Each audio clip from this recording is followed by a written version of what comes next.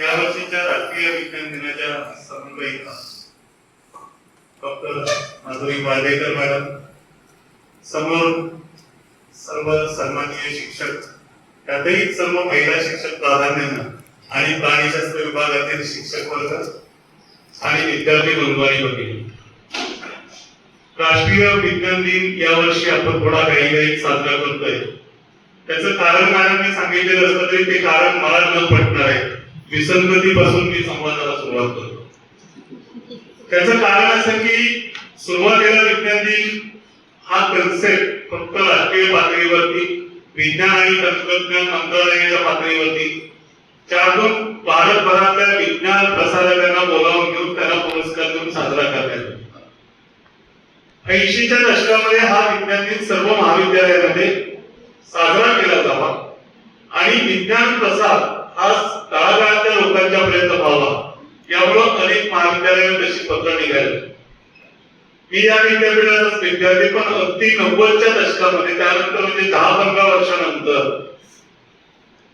Doctor C V Raman यांच्या जन्मदिनानिमित्त साजरा केला जाणारा विज्ञान दिन असे फरक विद्यापीठीय पातळीवरती सुद्धा लागले जातात आणि इतर सगळं कळतं. त्यामुळे यावर्षी मला युनेस्कोचं पण अभिनंदन करावं असं वाटतं आणि भारत सरकारचंही अभिनंदन करावं असं वाटतं. मुलींच्या वरती, महिलांच्या वरती शतकानुशतक चालत आलेला अन्याय जो आहे, तो अन्याय एकाच वर्षी दोन्ही संस्थांनी दूर करायचं ठरवलेलं असावं. कारण शेतीतील महिलांचं महत्व या विषयाला, या कार्याला सन्मान करण्यासाठी, त्याचा सन्मान करण्यासाठी यावर्षी आंतरराष्ट्रीय महिलांचं वर्ष म्हणून, कृषी शेती करणाऱ्या महिलांचं वर्ष म्हणून साजरं करायचं युनेस्कोनं जाहीर केलेलं आहे. आणि भारत सरकारनं विकसित भारतासाठी विज्ञान तंत्रज्ञान आणि त्यातील महिलांचं योगदान या विषयावरती राष्ट्रीय विज्ञान दिन साजरा करायचं ठरवलंय. त्यामुळं ही थीम जी आहे, ही थीम अजून आलेली नाही अशी माननीय प्रभारी कुलगुरू मॅडम, प्राध्यापिका ज्योती जाधव मॅडम आणि माझी चर्चा सुरू होती. म्हटलं कोण म्हटलं थीम आलेली नाही? म्हटलं माहित नाही म्हणतात सगळे, कुठेच वेबसाईट आहे. त्यांच्या समोरच मी काढला आणि दाखवतो, त्यांना फोटो पण पाठवले. आणि लोक कसे काय सांगतात? म्हणलं इथं सगळं चुकतंय. म्हणलं काय चुकतंय? आपल्याला लहानपणापासून सगळं चुकीचं शिकवलं जातं. त्यामुळे काय चुकीचं शिकवलं जातं? आमचा तर संवाद आहे आणि हा संवाद शिक्षकांच्या मध्ये असला पाहिजे. तिने साडी कसली नेसली, त्याने ड्रेस कुठला घातला, याची चर्चा नको, हे संवाद व्हायला पाहिजे. म्हटलं आपलं चुकतं इथून की आपल्याला मूलभूत गरज काय हेच अजून कळालेलं नाही. आता हॉलमध्ये सुद्धा प्रश्न विचारला, मानवाच्या मूलभूत गरजा कुठल्या? आम्ही लगेच हात वर करतो, कारण प्रत्येकाला उत्तर माहित असतं. कुठलं उत्तर माहित असतं? जे आपल्याला शिकवलेलं आहे. त्याच्यावरती आपण कधी विचार केला का हे खरं आहे का खोटं आहे? आपल्याला जे शिकवले शिक्षकांनी ते खरं आहे का खोटं आहे हे आपण कधी विचार केला का? ठीक आहे, 10वी-12वी पर्यंत जे पुस्तकात असतं तेच उत्तर लिहिलं तर मार्क देतात, पण पुढच्या टप्प्यावरती आपण स्वतःचा मेंदू वापरायला पाहिजे, त्याच्यावरती चिंतन करायला पाहिजे, उत्तर शोधली पाहिजे. मलाही अनेक दिवस असंच वाटायचं की अन्न, वस्त्र आणि निवारा माणसाच्या मूलभूत गरजा. पण एक अपघात झाला, जागतिक पातळीवरचा अपघात. तो तुमच्या विषयाशी निगडीत असलेली आणखी प्रयोगशाळा किंवा बायोकेमिस्ट्री, बायोटेक्नॉलॉजी, मायक्रोबायोलॉजीची कनेक्टेड किंवा जे व्हायरसची लॅबोरेटरी, तिथून एक व्हायरस लीक झाला आणि सगळं जग ठप्प बंद पडलं. आणि त्या काळामध्ये मी विचार करायला लागलो की आपण काय काय चुकीचं करतो. कारण त्यावेळेस ऑफिसच्या कामाचा लोड नसायचा. लोड नसल्यानंतर काय करायचं, अनेकांना अनेक प्रश्न पडले असते. मला 2 पुस्तकं छानपैकी लिहिता आली आणि खूप विचार केला. आणि त्यावेळेस मला एक प्रश्न पडला की मूलभूत गरज म्हणजे काय? विज्ञानासाठी सगळ्यात पहिलं काय तर आपल्याला प्रश्न पडले. मला त्या काळात प्रश्न पडला, कारण मी आजही स्वतःला विद्यार्थी म्हणतो. मूलभूत गरज म्हणजे काय? ज्याच्याशिवाय आपण जगू शकत नाही ती मूलभूत गरज. मग माझ्या डोक्यात पुढचा प्रश्न आला, अनेक वर्ष कुठलेही वस्त्र परिधान न करता एक धर्मगुरू, आलतू फालतू कोणी नाही, धर्मगुरू स्वतःच एकही वस्त्र परिधान न करता कित्येक वर्षाचं निरामय आयुष्य मग बसणं ही आमची मूलभूत गरज आहे का? गरज आहे का? हो आहे. मूलभूत गरज आहे का? नाही. आपण त्याला मूलभूत गरज म्हणतो पहिली खोली बसतो. पण निवाऱ्याकडे गेलो. अंदमान निकोबार बेटावरचे आजही आपले बांधव, कारण आपण प्रतिज्ञेमध्ये म्हणतो भारत माझा देश आहे, सारे भारतीय माझे बांधव आहेत. म्हणजे अंदमान निकोबार मध्ये कोण झाले?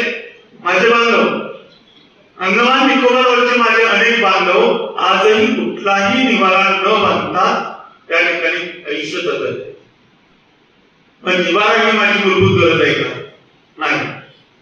हे उत्तर मिळालं. त्यातली फक्त अन्न ही मूलभूत गरज आहे, वस्त्र आणि निवारा ह्या माझ्या मूलभूत गरजा नाही.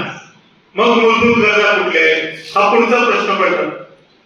एका प्रश्नाचं उत्तर संपलं मिळालं की दुसरा प्रश्न पडलं हे विज्ञानाच्या विद्यार्थ्यासाठी खूप गरजेचं असतं. आणि तसे प्रश्न पडले तरच तो मुलगा किंवा मुलगी आयुष्यामध्ये पुढच्या टप्प्यात यशस्वी होईल. विज्ञानाच्या क्षेत्रामध्ये काहीतरी नाव कमवू शकते. अर्थात तिचं यश स्वतःच्या खिशात घालण्यासाठी दामटण्यासाठी पुरुष मंडळी सज्ज असतात. नाकारायचं काही कारण नाही.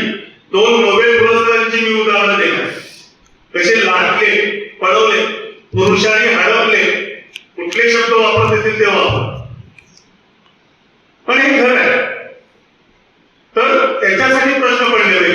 आता मूलभूत गरजा या कोणत्या आहेत हे आपल्याला जे शिकवले त्याच्या 2 गरजा या मूलभूत गरजा नाहीत म्हटल्यावर कुठल्या मूलभूत गरजा आहेत हे शोधायचा प्रयत्न केला. आणि कोरोनाच्या काळात त्याची उत्तरं मिळाली. एक उत्तर प्रॅक्टिकली मिळालेलं होतं. ते म्हणजे ऑक्सिजनची टंचाई भासल्यामुळं अनेकांचे जीव गेले. म्हणजे हवा ही आपली दुसरी मूलभूत गरज आहे. आणि आज या सभागृहामध्ये ज्यांना कोणाला पटत नसेल त्याने पुढे यावं आणि 8 मिनिटं स्वतःचं नाक तोंड सगळं काही झाकून घ्यावं. स्वतः दुसऱ्यांना प्रयोग करायला मी सांगणार नाही. कोणाच्या काही अमान्य म्हणणार आहे कोणी नाही. म्हणजे सगळ्यांना हवा ही आपली एक मूलभूत गरज. तिसरी मूलभूत गरज आहे का याचा शोध घेतल्यानंतर माझ्या लक्षात असं आलं की पाणी ही तिसरी मूलभूत गरज. असे प्रश्न आपल्या मनात सुरू राहिले. जो ज्या वेळेस प्रश्न संपतात त्यावेळेस माणूस विद्यार्थी पण सोडतो. खरं तर आजही माझ्या मनात प्रश्न पडतो की या हॉलमध्ये आहेत त्यातले असतील बहुतांश विद्यार्थी, पण जे विद्यार्थीला प्रवेश घेतात ते सगळे विद्यार्थी आहेत का? तर त्याचं लौकिक अर्थानं उत्तर हो आहे. पण माझ्या दृष्टीने त्यातले 90% विद्यार्थी नसतात, ते परीक्षार्थी असतात. कारण ज्यावेळेस मुलाखत घ्यायला आम्ही अनेक विद्यार्थ्यांना बोलवतो, त्यांच्याविषयी चर्चा करतो, त्यावेळेस फ्रेश पास आउट झालेला मुलगा सुद्धा सांगतो की सर याची परीक्षा होऊन गेली. आणि ते परीक्षेसाठी नाही शिकवलं, तुझ्या आयुष्यात उपयोगी पडणार आहे म्हणून शिकवलं. या दृष्टीने विद्यार्थ्याने त्याच्या आयुष्यामध्ये राहिलं पाहिजे हा एक महत्वाचा भाग विद्यार्थी दशेपासून लक्षात ठेवला. मी तर आजही विद्यार्थी पण सोडलेला नाही. आणि त्याच्यातून कसे नवे नवे उद्योग उकरून काढत असतो आणि कसे लोकांना कामाला लावत असतो हे सुद्धा सांगणार आहे मी. कारण विद्यार्थीपण आणि वैज्ञानिक दृष्टिकोन याच 2 गोष्टी आहेत की ज्या माणसाचं पृथ्वीवरचं अस्तित्व कायम टिकवू शकते. त्यामुळं हे प्रश्न मिळाले तरी मी माझा अभ्यास सोडला नाही. बाकीच्या सगळ्या गोष्टी ज्या आहेत त्या करत राहिलो. आणि त्याच्यातून एक गोष्ट मूलभूत जाणवली ती म्हणजे अन्न, पाणी आणि हवा या मूलभूत गरजा आहेत. यांच्याशिवाय माणूस जगू शकत नाही. माणूसच नव्हे तर पृथ्वीवरचा कुठलाही सजीव, त्याच्यामध्ये वनस्पती सुद्धा आल्या, या जगू शकत नाही. वनस्पतीच्या बाबतीत उलट आहे. त्या कार्बन डायऑक्साईड घेतात आणि ऑक्सिजन बाहेर सोडतात. माणसाच्या बाबतीत आणि इतर सर्व प्राण्यांच्या बाबतीत ऑक्सिजन घ्यायचा आणि कार्बन डायऑक्साईड. म्हणजे आपल्याला निसर्गाने दिलेली ड्युटी सुद्धा जग घाण करण्याची, प्रदूषित करण्याची. पण निसर्ग इतका शहाणा आहे, निसर्गाकडे इतकं शहाणपण आहे, त्याने खूप छान निसर्गाची रचना केली. निसर्गामध्ये प्रत्येक वाईट गोष्टीसाठी चांगली गोष्ट देते. प्रत्येक अपायावरती उपाय केलेला आहे. तो आपण बघतो का, तो आपण शोधतो का, हा सगळ्यात महत्वाचा प्रश्न. आपल्याकडच्या लोकांना या सगळ्या गोष्टींचं ज्ञान इंडियन नॉलेज सिस्टीम मध्ये खरं तर आपण ते शोधलं पाहिजे, अशी एक माझी प्रामाणिक धारणा आहे. आणि ते कार्य सगळ्यात चांगल्या पद्धतीने मुली करू शकतात असाही माझा विश्वास आहे. आपल्याकडे इतकं चांगल्या पद्धतीने होतं पूर्वीच्या काळामध्ये एखादी व्यक्ती जर आजारी पडली तर त्या आजारी व्यक्तीला औषध द्यायचं काम हे गावातले वैद्य करत होते आणि त्यातून ते बरेही होते. नेमकं कुठल्या वनस्पतीचं कुठला भाग औषधासाठी वापरला पाहिजे याची माहिती त्या वैद्याला असायची. आजच्या काळामध्ये आपल्याला असं काही माहिती नाही. थोडं मोठं ताप वाढला की आम्ही डॉक्टरकडे जातो, पण आमच्या कुत्र्याच्याही पोटात दुखतं, कुत्र्यालाही आजार होता, कुत्राही त्रास होतो. त्यावेळेस कुत्रा काय करतो ते बघा, कुत्रा जातो आणि गवत खातो. कुत्र्याला माहित आहे मला ज्याचा त्रास होतोय त्याच्यावरचा उपाय काय आहे, माणसाला माहित नाही. आतले मी कोण आहे, माणूस आहे का प्राणी? आपण आपल्या विश्वासाला माणसाला. आणि हे इतकं ढासळत केलेलं आहे की आज व्यक्तीला आपण आपल्या आनंदासाठी जगत नाही तर आपण आनंदी आहोत हे जगाला दाखवण्यासाठी जगतोय, अशी परिस्थिती निर्माण झाली आहे. माझ्या इतर भाषणांच्या मध्ये मी ते उदाहरण दिलेलं आहे, इथल्या बऱ्याच लोकांना ते माहीत असेल, त्यामुळं पुनरुक्ती मी काढतो. आज मी तिला शिवाजी विद्यापीठाची स्थापना झाल्यानंतर पहिला पदवीदान समारंभ जो झाला त्याच्यामध्ये साधारणपणे 1060च्या आसपास पदव्या दिलेल्या होत्या आणि त्याच्यामध्ये 10% पदव्या ह्या फक्त मुलींना दिलेल्या होत्या. आज 2025-24चं कॉन्व्होकेशन जर आपण घेतलं तर मुलींची संख्या 54%च्या घरात गेली आणि मुलांची संख्या ही 46%च्या आसपास आहे. आणि मुलींची संख्या ही संख्यात्मक वाढ नाहीये तर गुणात्मक वाढ सुद्धा आहे. हे कसं सिद्ध होतं तर आम्ही ज्यावेळेस विद्यार्थी होतो त्यावेळेस क्वचित एखाद्या मुलीचं एखाद्या पुरस्कारासाठी नाव डिक्लेअर व्हायचं आणि तिला टाळ्यांचा पाऊस पडायचा. आज क्वचित एखाद्या मुलाचं नाव डिक्लेअर होतं आणि त्याला कुणीही टाळ्या वाजवत. मुलांनी खरंच चिंता करण्याची गरज आहे. आपण कुठेतरी मुलगी बघायला जाऊ, ती कांदे पोळी घेऊन येईल, असलं काही घडणार नाही बाबा. तुला घरातून कांदे पोळी घेऊन यावं लागेल आणि मुलगी बघायला. हे चित्र इतक्या वेगळ्या पद्धतीने बदलते. याच्यात गमतीचा भाग सोडून द्या, पण पुरस्कारांच्या मध्ये मुलींची जी संख्या आहे ती संख्या लक्षात घेतली तर ही संख्यात्मक वाढ नसून गुणात्मक वाढ आहे हे आपल्याला मान्य करावं. यावर्षी एका हिवाळी अंकामध्ये मला लेख लिहायला सांगितलेला होता, विज्ञान संशोधनात महिलांचं स्थान. आणि त्याच्यासाठी मी ज्यावेळेस अभ्यास करत होतो त्यावेळेस जागतिक पातळीवरचे जे पुरस्कार दिले जातात त्या पुरस्कारांच्या मध्ये महिलांची संख्या जर बघितली तर महिलांची संख्या ही 4 ते 5%. नोबेल पुरस्कारांची संख्या जरी घेतली तर त्याच्यामध्ये 5% जास्त महिलांची संख्या नाही. आणि हे का घडतंय याचा शोधही घ्यायचा प्रयत्न केला. अनेक उदाहरणं अनेक संशोधन त्याच्यासाठी मी तपासले. मला माहित नाही या हॉलमधल्या कोणी बघितलंय की नाही तो रिपोर्ट मला माहित नाहीये, पण युनेस्कोच्या वेबसाईटवर मी गेलो. काही काम नसतो, वेळ भरपूर असतो, मग काय करायचं तर मी असे धंदे करतो. युनेस्कोच्या वेबसाईटवरती शिक्षण विषयक खूप छान रिपोर्ट्स आहेत. त्यातला मी रिसर्चचा भाग फक्त काढला. रेफरन्सिंग का आणि कसं महत्वाचं असतं हे आपल्या एमएससीच्या रिसर्च प्रोजेक्ट मध्ये आपण समजून घेतलं पाहिजे. हे रेफरन्सिंग आपल्याला करता आलं तर मला ते सुदैवानं इतके चांगले शिक्षक मिळाले आणि त्यांनी मला इतके चांगले सवयी लावल्या की त्या काळामध्ये आम्ही मॅन्युअल रेफरन्सिंग करत असलो तरी आता ई मीडियामध्ये मी रेफरन्सिंग चांगलं होतो. तर तिथं गेल्यानंतर मला अनेक कारणे जे सापडली, त्या कारणाची महत्वाची कारणं मी सांगतो. त्याच्यातले 2 जे शोध आहे त्याच्याबद्दल तर मी सविस्तर बोलेनच, पण त्याच्यातलं एक महत्वाचं कारण असं होतं की असे कार्यक्रम ज्यावेळेस आयोजित केले जातात त्यावेळेस प्रमुख पाहुणे म्हणून येणाऱ्या ज्या व्यक्ती असतात त्या सुद्धा पुरुष असतात. यशस्वी महिला संशोधिका मुलींच्या पुढ्यात येऊन त्यांचे एक मॉडेल मुलींच्या डोळ्यासमोर येईल. लेक्चर्स आयोजित केले जातात, कॉन्फरन्स आयोजित केली जातात, त्याच्यामध्ये सुद्धा जास्तीत जास्त बोलणारे पुरुष असतात. महिलांची संख्या कमी असते आणि त्याच्यामुळं महिला संशोधिका तयार होण्याचं प्रमाण कमी होतं. शारीरिक मर्यादा वगैरे ही एक कारण आहे, ही नाकारत नाही, ती निसर्गतः आलेली आहे. पण त्या मर्यादांच्या वरती मात करणारे एक उदाहरण मला आवर्जून सांगावं असं वाटतं. जे उदाहरण जागतिक पातळीवरती स्त्री पुरुष असा जर विचार केला तर वैचारिकता तशाच पद्धतीचे हे दाखवणार. मेरी चिल्ड्रन हे नाव तुम्ही ऐकलेलं असेल कदाचित.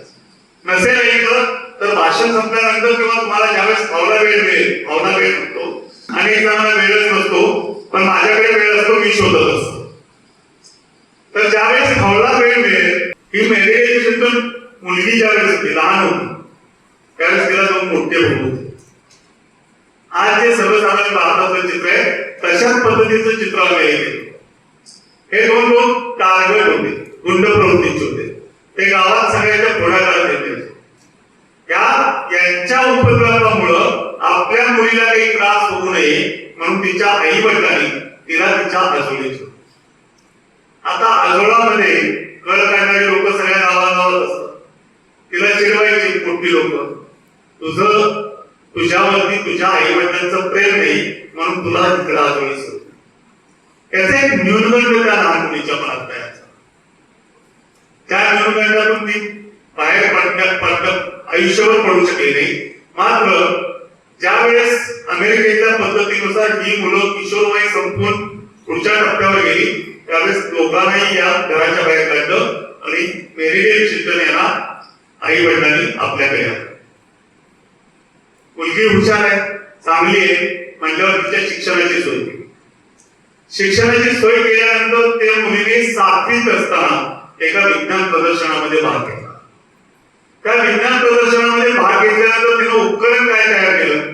तुम्ही पण खेळाच्या जी लोक खेळत म्हणाले त्या लोकांची उपकरणं त्यांनी आठवावी किंवा त्यांच्या वर्गात सहभागी कशा पद्धतीची उपकरणं केलेली होती ते आठवावं. मी हा सांगतोय तो काळ 40च्या दशकात आहे. त्यावेळेच्या तंत्रज्ञानाप्रमाणात तिने उपकरण केलं, एक दुर्बीण बनवली. तालुका पातळीवरती तिचं ते उपकरण दिसायला जरी चांगलं नव्हतं तरी वैज्ञानिक दृष्ट्या खूप अचूक बनवलेलं होतं.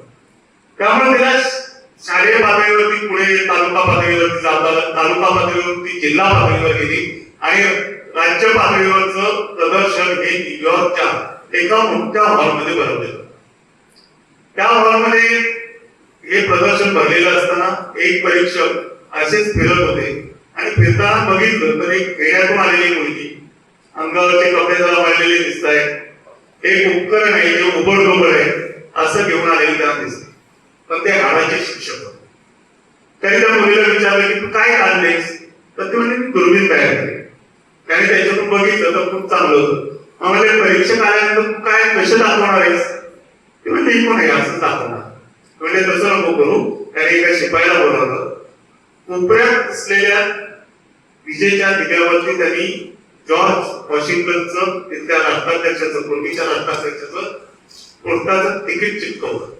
तिला सांगितलं इथून तू ते तिकीट फोकस कर. ते तिकीट फोकस केलेलं त्या ठिकाणी तिने प्रदर्शनात दाखवलं आणि तिला तिथेही पुरस्कार मिळाला. आणि तिच्या लक्षात आलं की आपल्यामध्ये काहीतरी वैज्ञानिक गोष्टी आहेत. पण आपल्याला सुद्धा लहानपणापासून काय आवडतं, चांद मामा, पहिला आपला मामा, नंतर तारे. आपल्याला प्रश्न कुठले पडतात, ग्रह ताऱ्यांचे वगैरे. या मुलीने तिच्या शालेय जीवनापासून असं ठरवलं की मला खगोलशास्त्र शिकायचं. ज्यावेळेस तिचं शालेय शिक्षण संपलं आणि विद्यापीठीय शिक्षण सुरू करायचं होतं त्यावेळेस ती विद्यापीठामध्ये प्रवेश घ्यायला गेली. त्यावेळेस तिला सांगितलं की मुलींना खगोलशास्त्र या विषयाला प्रवेश दिला जात नाही. भारतात आणि अमेरिकेत सगळीकडे पुरुषांची मक्तेदारी ही अशी का मिळू शकत नाही. तिला मी भांडायला, मुली भांडू पण छान शकतात. भांडायला लागल्यानंतर त्यांनी तिला सांगितलं तू इतक्या उशिरा आलीस, कदाचित तिथला प्रशासक माझ्यासारखाच असावा. त्याने उत्तर दिलं तू इतकी उशिरा आलीस की आता सगळे ऍडमिशन संपले. ठीक आहे, ऍडमिशन संपले तर मग पुढच्या वर्षी यायचं. मग पुन्हा तिने विचार केला की पुढच्या वर्षी यायचं, एक वर्ष वाया घालवायचं, त्याऐवजी आपण असं करूया फिजिक्सला ऍडमिशन घेऊया. खगोलशास्त्राच्या जवळचा फिजिक्स ना. तिने फिजिक्सला ऍडमिशन घेतलं. पण तिथले मास्तर कोण शिकवायला होते काय नाही. म्हणजे मेरी चिल्ड्रन यांना पहिल्या बाकड्यावर बसलं तरी झोप येईल. इतकं सुंदर ते शिकवत होते. पहिल्या माथ्यावरती बसल्यानंतर सुद्धा झोप यायची, इतकं ते सुंदर शिक्षक शिकवत होते. त्यामुळे तिने फिजिक्स सोडलं. फिजिक्स सोडून ती गेली केमिस्ट्री. केमिस्ट्रीमध्ये तिने बायोकेमिस्ट्री घेतलं. बायोकेमिस्ट्रीमध्ये परत मायक्रोबायोलॉजी आणि ती तिने तिचं पदव्युत्तर शिक्षण पूर्ण केलं. त्याच वेळेस तिथल्याच लॅबमध्ये काम करणारा एक अतिशय चांगला तरुण प्राध्यापक तिला भेटला. दोघांचं प्रेम सुरू झालं. दोघांनी लग्न केलं.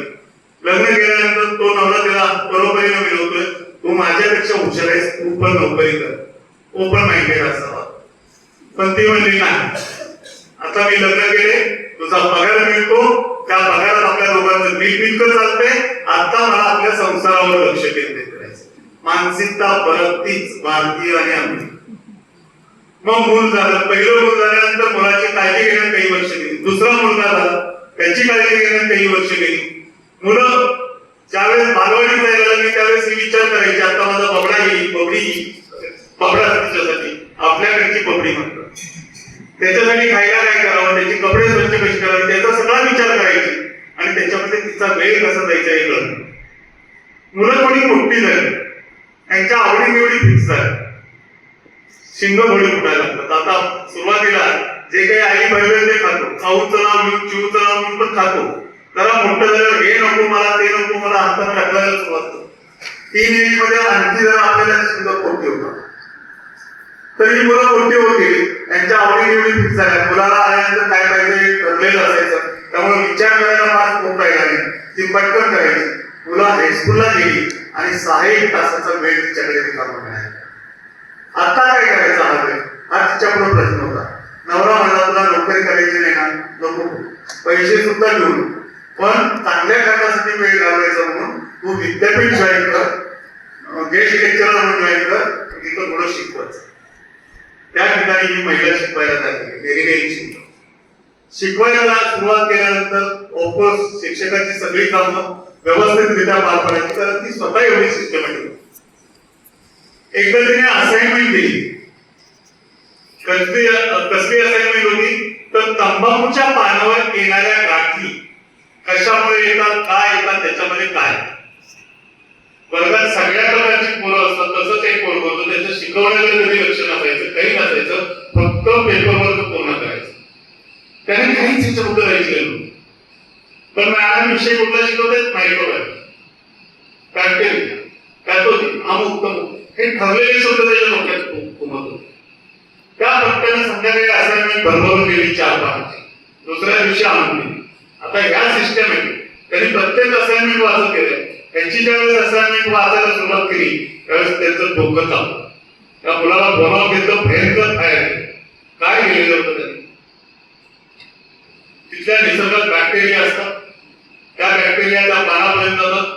पानापर्यंत गेल्यानंतर त्या पानाच्या तिथल्या सर्कलमध्ये त्या जीन्स मध्ये मॉडिफिकेशन करतात.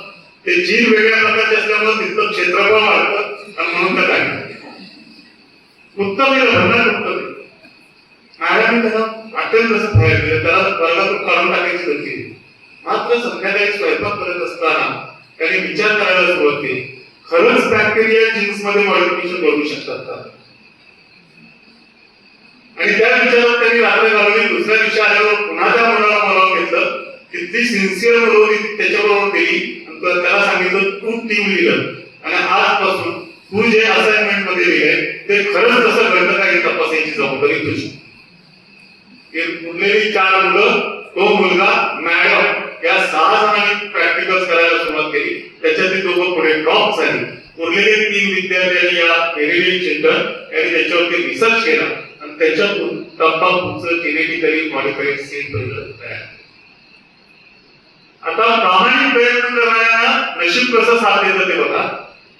त्या वर्षीच्या सप्टेंबर महिन्यात जगाच्या दुसऱ्या 2 प्रयोगशाळांमधून जेनेटिकली मॉडिफाईड सीड्स तयार झाले आणि या 3 संशोधकांच्या ग्रुपचे रिसर्च पेपर एकाच वेळी 3 वेगवेगळ्या जर्नल्स मध्ये प्रसिद्ध झाले.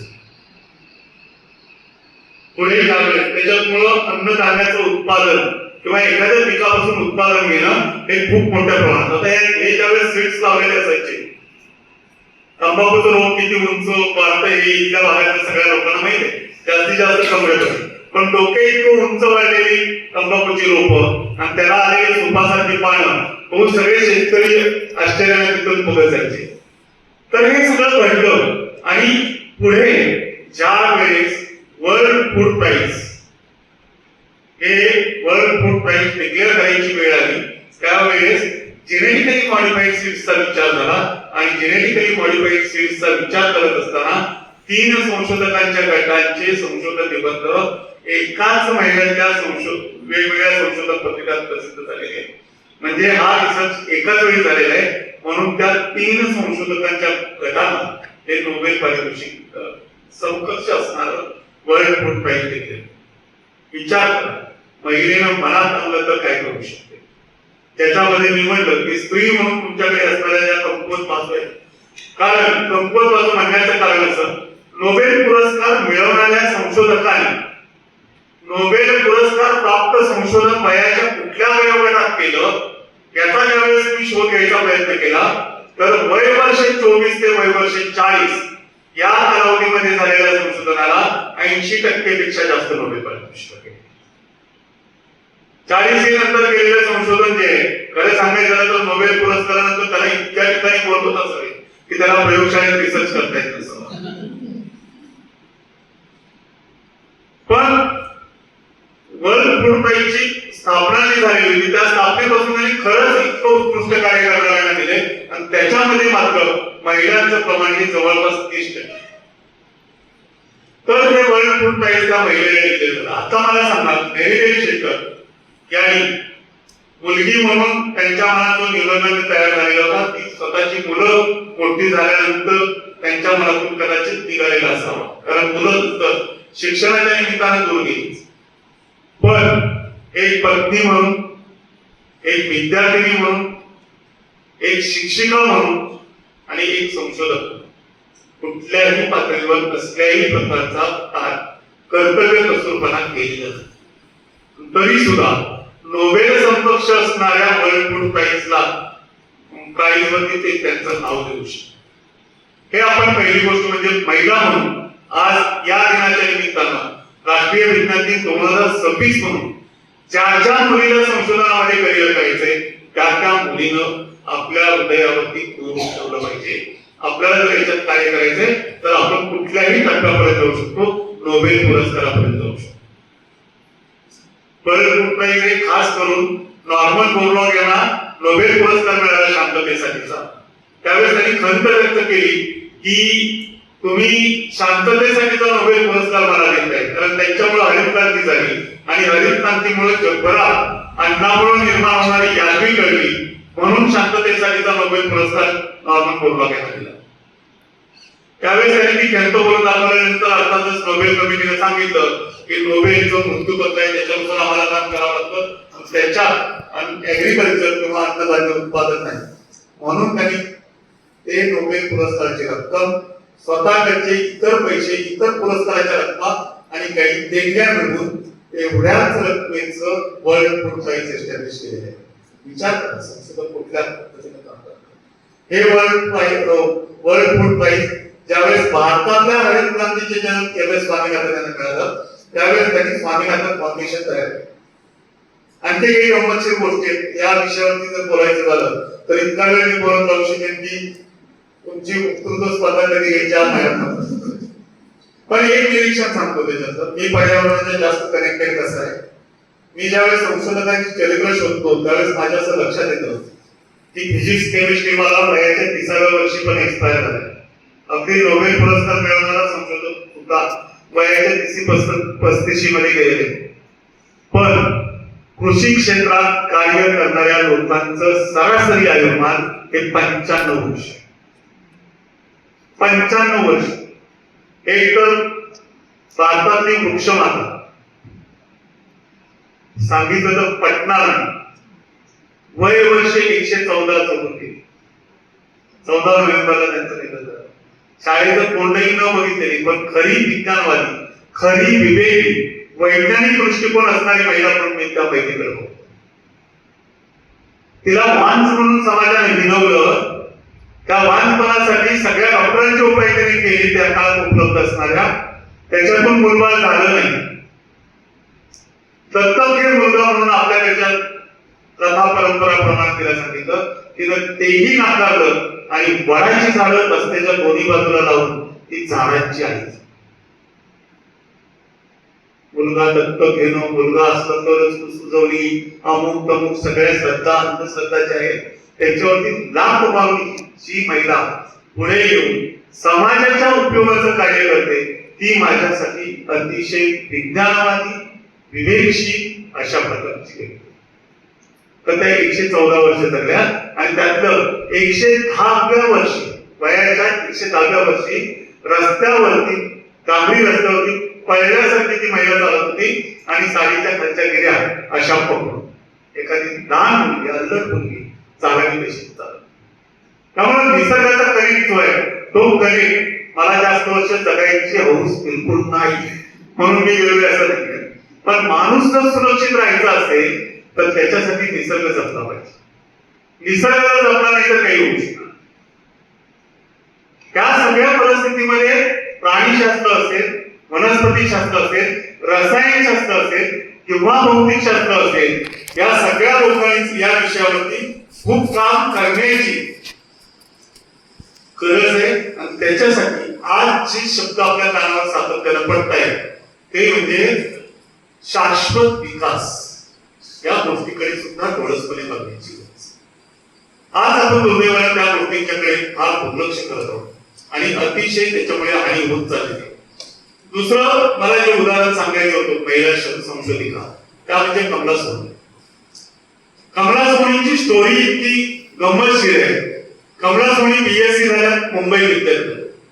त्या बीएससी झाल्यानंतर त्यावेळेच्या पद्धतीप्रमाणे, त्यावेळेच्या प्रथेप्रमाणे सगळ्यांचा ओढा असायचा तो Indian institute of science Bangalore. त्यांनी इंडियन इन्स्टिट्यूट ऑफ सायन्सला अर्ज केला. त्यावेळेस त्या विद्यापीठात फर्स्ट आलेले आणि फर्स्ट आलेल्या सगळ्या भारतभरातल्या विद्यापीठातल्या विद्यार्थ्यांना तिथं प्रवेश मिळत होता. पण त्यांना ऍडमिशनचं पत्र यायच्याऐवजी पत्रोत्तर आलं, तुम्ही मुलगी असल्यामुळे तुम्हाला इंडियन इन्स्टिट्यूट ऑफ सायन्स मध्ये प्रवेश दिला जाऊ शकत नाही. त्यावेळेस त्या संस्थेचे संचालक, ज्यांच्या शोधाच्या प्रित्यर्थ आपण आजचा विज्ञान दिन साजरा करतो, ते doctor sir C V Raman. अर्थात ते प्रशासक म्हणून तिथं होते आणि प्रशासकाला नियमाच्या बाहेर जाऊन कुठलंही काम करता येत नाही. हे पण मी अगोदर अंडरलाईन करतो. त्यामुळे त्यांच्या शोधाचं किंवा आजच्या विज्ञान दिनाचं महत्व करत होते.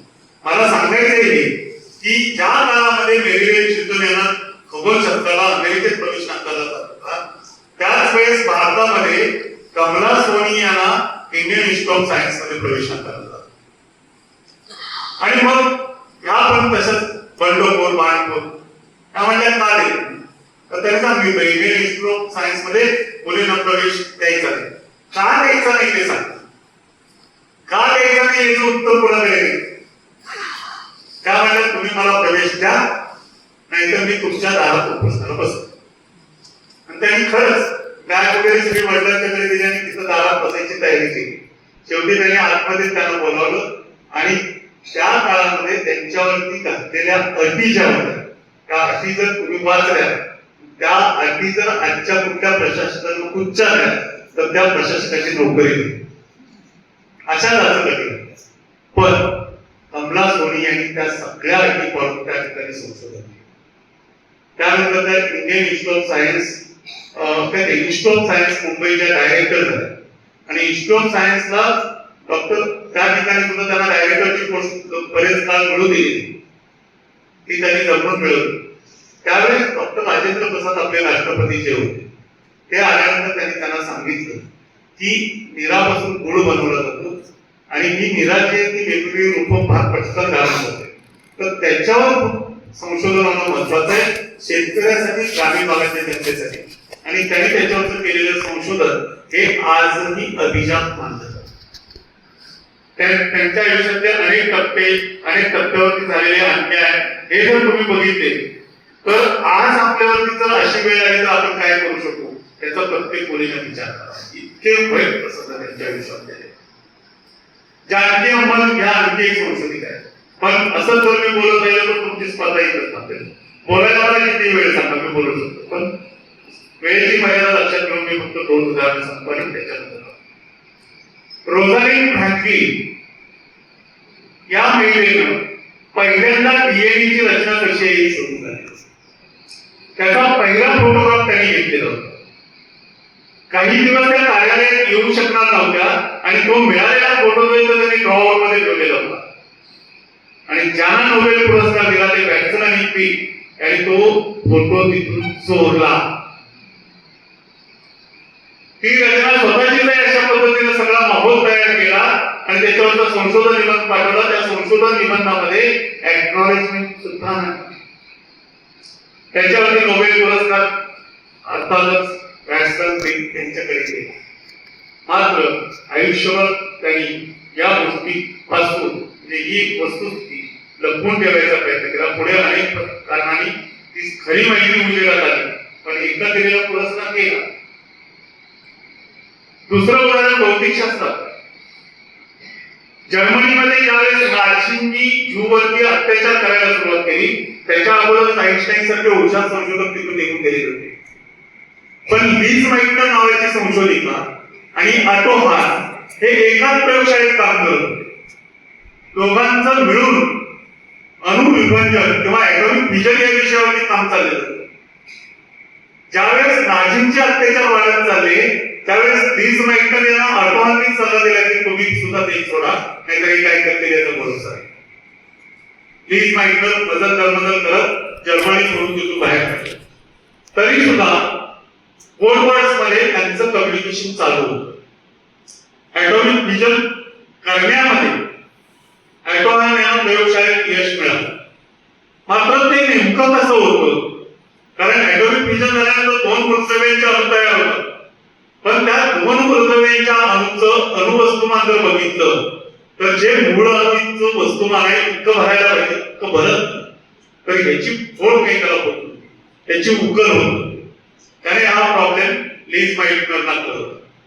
लीज माइटनरनी त्याचं कम्प्लीट विवरण दिलं की त्याच्यामध्ये काही किरण आणि ऊर्जा मोठ्या प्रमाणात तयार करते. त्याच्यामुळं हे असं होतं याचं एक चित्र काढलं. ते चित्र ॲटोहानकडे पाठवलं. त्याच्यामध्ये कोड भाषेमध्ये त्यांनी बाकीचं विवरणही दिलं. ते ॲटोहानला मिळाल्याबरोबर त्याला खूप मोठा आनंद झाला. त्याने सगळा संशोधन निबंध तयार केला आणि एकट्याच्या नावावर पब्लिश केला. नोबेल पुरस्कारही दिला. पण ही संकल्पना लीज माइटनर यांनी ॲटोहानला पाठवलेली होती. हे लीज माइटनर यांच्या पाश्चात्य पुतना, कारण कोणीला इंग्रजीत नेफ्यूज म्हणतात, त्याला माहिती होती. त्याने त्याच्यावरती ॲटोहानची भेट घेतली. पण पुरस्कार मिळालेला माणूस कुठे असतो साध्य असणार त्यात हा पुरुष, लीज माइटनर महिला, तिला क्रेडिट द्यायचं म्हणजे काय. तो म्हणला बाबा पुरस्काराची मी निम्मी रक्कम त्याला देत आहे, पण नाव काही मी त्यांचं लावणार. अशा पद्धतीनं 2 नोबेल पुरस्कार पळवल्याची उदाहरणं जगजाहीर सिद्ध झालेली. महिलांनी या गोष्टीपासून सावध राहायला पाहिजे. अनेकदा आपण काय करतो, आजही आपल्याला जी लाजायची सवय लागलेली आहे ना, ते आपलं कार्यकर्तृत्व सांगताना सुद्धा आपण नसतो.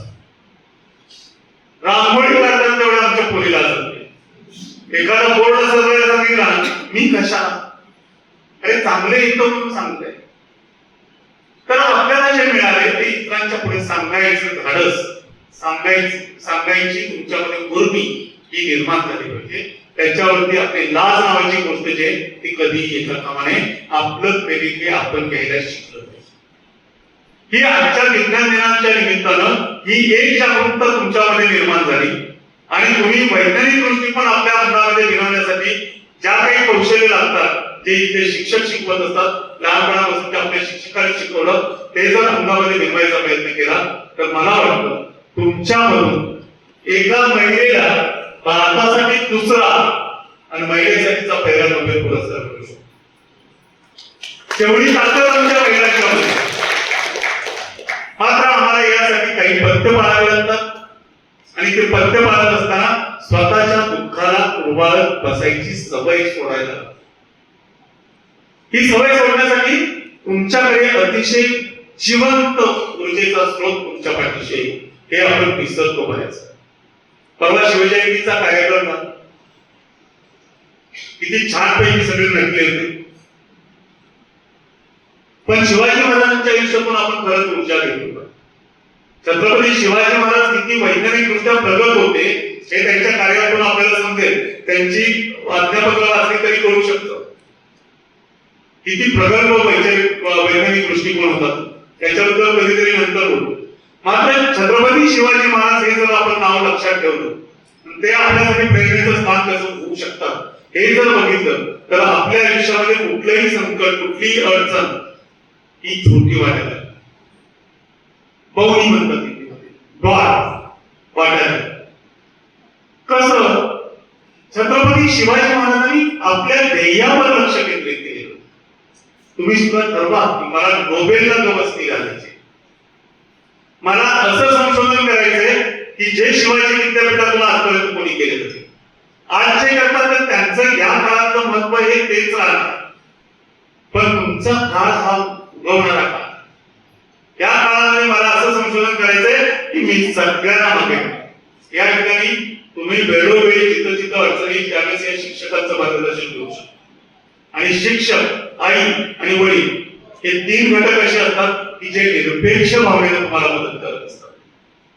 मार्गदर्शन तुम्ही घेऊ शकता, सगळं घेऊ शकता, आणि ज्या वेळेस संकट येतं त्यावेळेस छत्रपती शिवाजी महाराज तुमच्या मदतीला धावून येऊ शकतात. ते अखंड प्रेरणेचं स्रोत आहेत आपल्यासाठी. ही गोष्ट लक्षात ठेवली पाहिजे. नाहीतर त्यांच्यावरती आलेली संकट किती मोठी होती आणि ती संकट बाजूला घेऊन त्यांनी स्वराज्य उभारणीचं कार्य कसं केलं हे जर फक्त आपण आठवत राहिलो तर आपण आपल्या आयुष्यामध्ये कधीही निराश होऊ शकत नाही, कधीही दुःख आपल्याजवळ येऊ शकत नाही, कुठलंही संकट आपल्याला मोठं वाटू शकत नाही. आणि यासाठी छत्रपती शिवाजी महाराजांच्या आग्र्यावरून सुटका हा धडा वाचत असताना जो प्रश्न पडायला पाहिजे तो पडतो का एवढं फक्त आठवा. मग शिवाजी महाराज कार्यापर्यंत यशस्वी होतो. शंभूराजे मथुरेमध्ये सोडून आलेले होते, पण महासाहेबांच्या पुढ्यात सांगत असताना त्यांनी काय सांगितलं? शंभूराजे एक्सपायर झाले. शत्रूंचं सगळ्या लक्ष विचलित व्हावं म्हणून त्यांनी शंभूराजांचे दशक्रिया विधी केली. हे दशक्रिया विधी जिवंत असलेल्या आपल्या मुलाची करत असताना पाप म्हणून छत्रपतींना काही यातना झालेली असते. त्या यातना त्यांनी सहन केल्या, कारण त्यांना स्वराज्य उभं करायचं. आपल्या ध्येयापासून विचलित न होता ते ध्येय साध्य करण्यासाठी, आपलं इच्छित साध्य करण्यासाठी त्यांनी प्रत्येक गोष्टीला बाजूला केलं. असं करता आपल्याला सुद्धा येऊ शकतं. कारण छत्रपती शिवाजी महाराज सुद्धा एक सरदार पुत्र, त्यांनी त्यांच्या कार्यकर्तृत्वानं महानत्व प्राप्त केलं. हेच महानत्व प्राप्त करण्याची ताकद छत्रपती शिवाजी महाराजांच्या नावाने सुरू असलेल्या शिवाजी विद्यापीठाच्या प्रत्येक विद्यार्थ्यात निर्माण झाली. तर खऱ्या अर्थाने छत्रपती शिवाजी महाराजांना आदरांजली. आणि म्हणून या विद्यापीठाचे पदवीवर जर छत्रपती शिवाजी महाराजांचं शिवाजी विद्यापीठ हे नाव येत असेल तर तुम्ही तीच चित्त मनात बाळगली पाहिजे. मी माझ्या करिअर मध्ये यशाचं इतकं मोठं शिखर गाठेन की प्रत्येक जणाला माझ्याकडे भर मानतात. तशी उर्मी असलेल्या प्रत्येक विज्ञानाच्या विद्यार्थ्याच्या मनात यावी. वैज्ञानिक दृष्टिकोन हा प्रत्येक विद्यार्थ्याच्या मनात रुजावा आणि एक विवेकशील समाज निर्माण व्हावा. त्या समाजातल्या सर्वोच्च स्थानी या विद्यापीठाचा विद्यार्थी असावा, तो तुमच्यापैकी एक असावा किंवा वेगवेगळ्या शाखांमध्ये टॉपला असलेले विद्यार्थी या हॉलमध्ये असावेत, अशी एक नम्र अपेक्षा तुमच्याकडून मी व्यक्त करतो. आजपासून या विज्ञान मेळ्याचं उद्घाटन झालं असं जाहीर करतो आणि माझं कितीही काळ बोलायला सांगितलं तरी न थांबवू शकणारं मनोगत थांबवतो. ते तुम्ही शांतपणे ऐकून घेतल्याबद्दल तुमचेही आभार मानतो. जय हिंद, जय महाराष्ट्र.